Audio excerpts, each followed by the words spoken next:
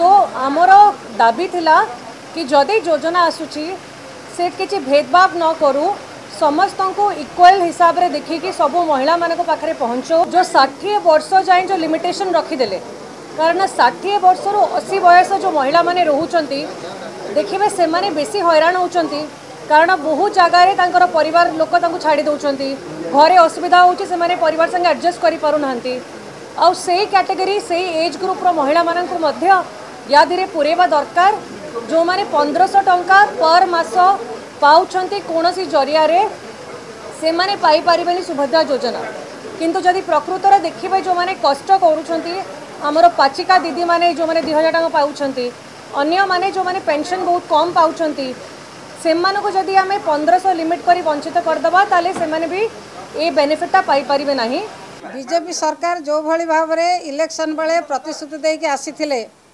घर घर बुली विभिन्न फॉर्म पूरण करुथिले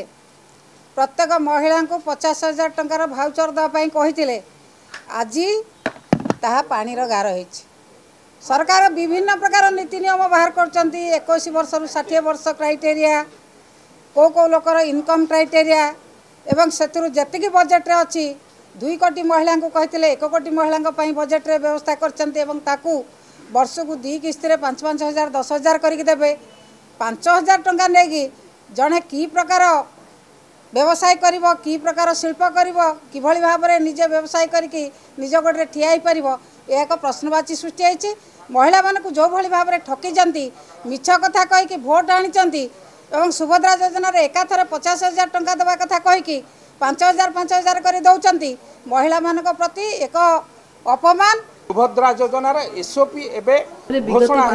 प्रतिदिन आप देखुथिबे जांच करा जायछि एवं आउ अधिक हे परिबो से कथा जोड़ा जाउछि उपमुख्यमंत्री सीधा सड़क भाबे विधानसभा रे उत्तर रखिछंती मुख्यमंत्री उपमुख्यमंत्री उत्तर को मध्य